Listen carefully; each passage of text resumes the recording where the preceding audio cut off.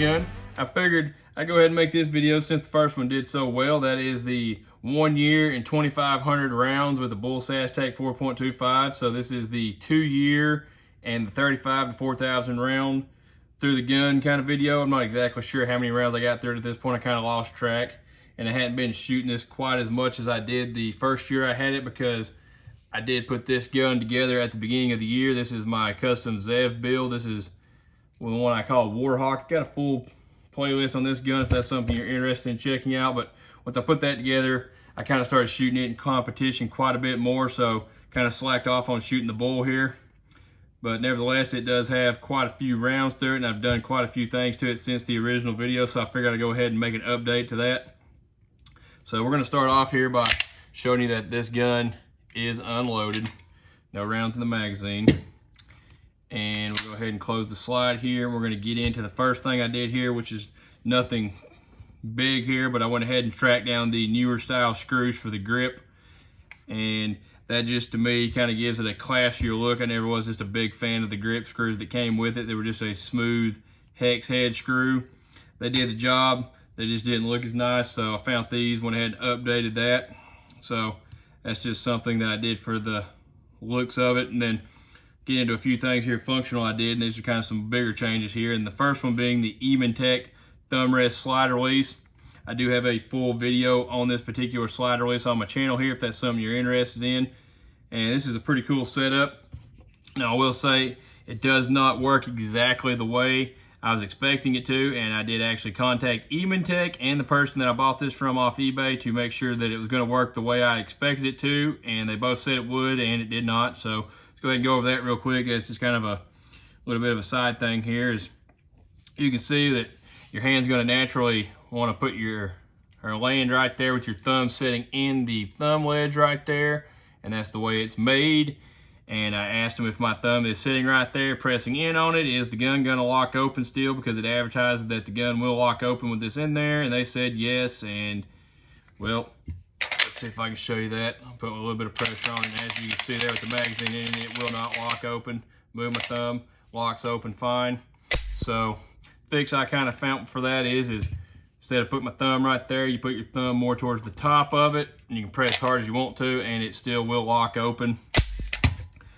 Like I said, I got a full video on that, so if you want to find more information on that, you can check that video out. So that's one of the things that I did to this gun to kind of just help give me somewhere as more of an indexing point, just to press down kind of like a gas pedal there. And the number one thing that I've changed on the gun in the past year is the fact that it is now V12 ported. Now, they do offer a ported version of this, the Pro version from the factory, and that is a V8 port. So I do have more ports here, but these are smaller ports, I believe. But that's the biggest change I've made to the gun.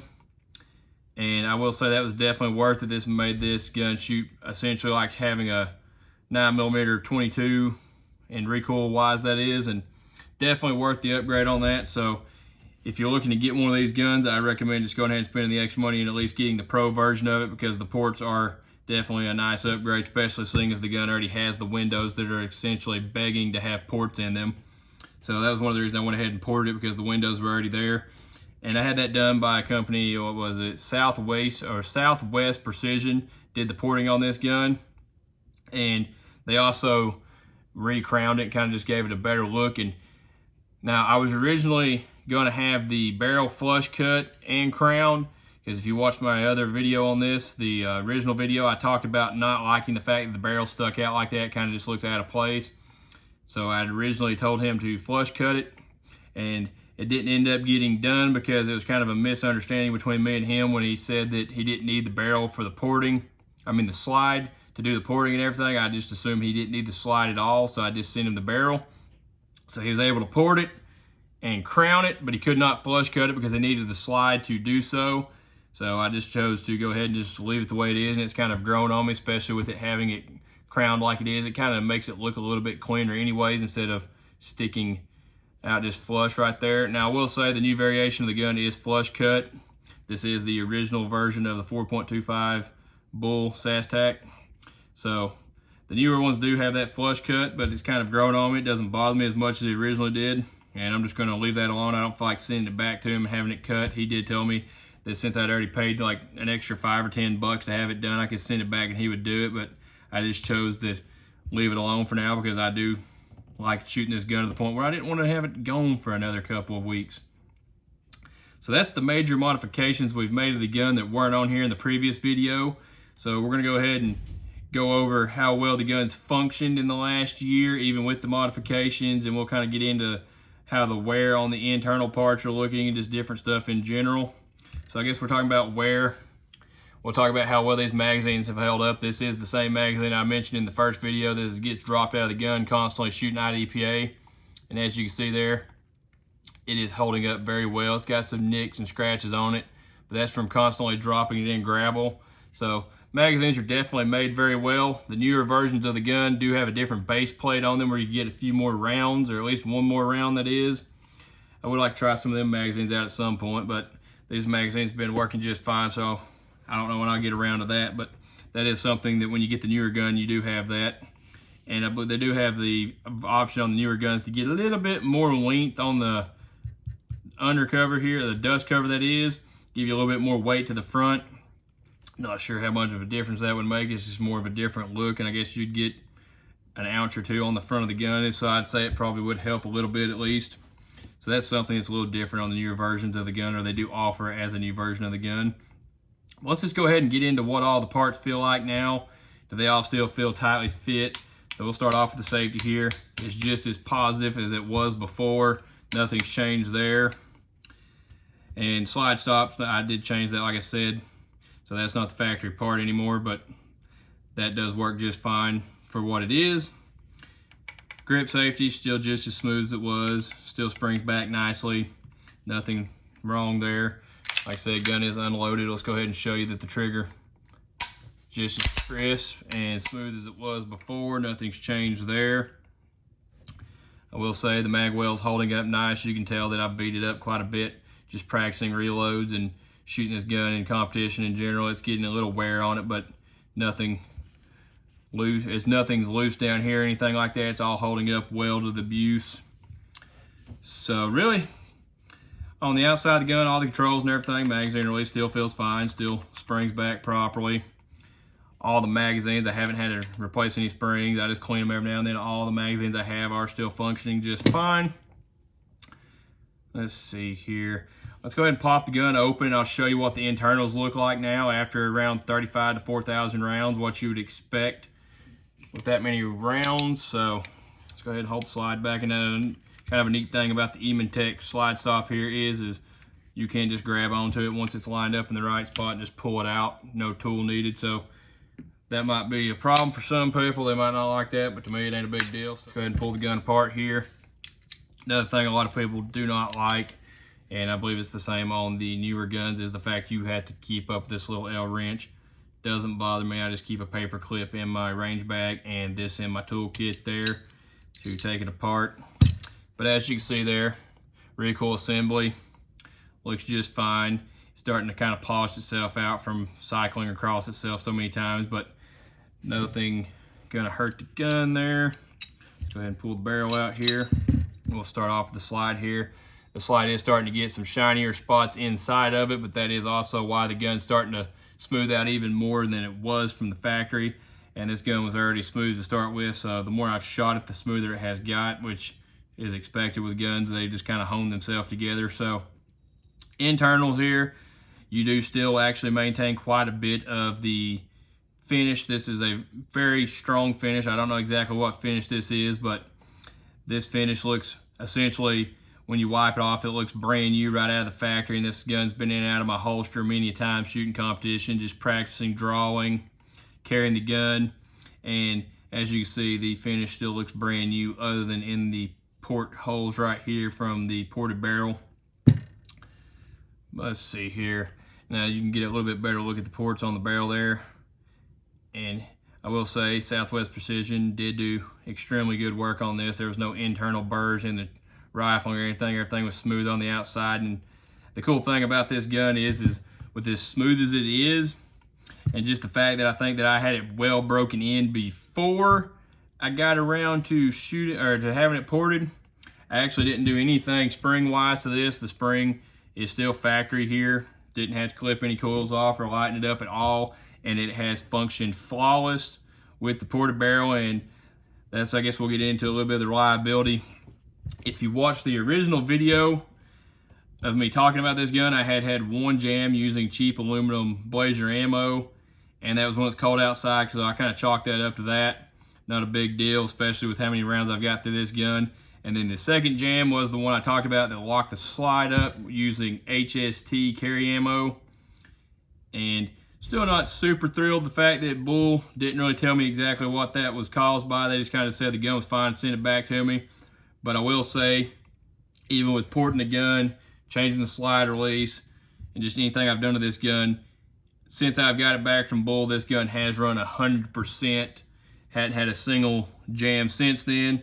And as like I said, that's with having everything changed on the gun. So that to me is just a real testament to how smooth the gun is to start with, that you can just port the barrel right off the rip there, you know, or kind of, and without having to change anything on the gun still runs, because it's not every gun. I do have a few other guns that are ported and comped and whatnot, and you do have to screw with the spring rate almost every time, such as the Zev here I showed you a second ago.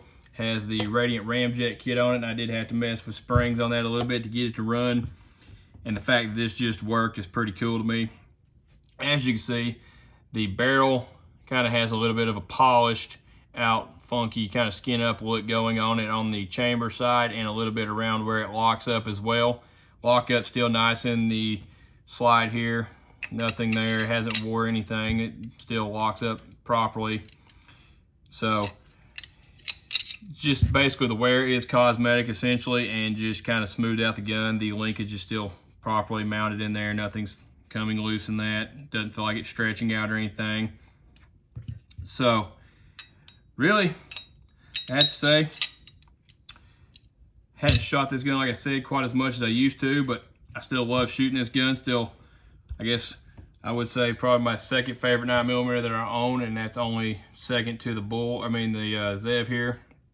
And really, I guess the only kind of thing that kind of gives this gun a little bit of an edge over this one is mainly the fact that I put this together myself. So that makes it cool to me.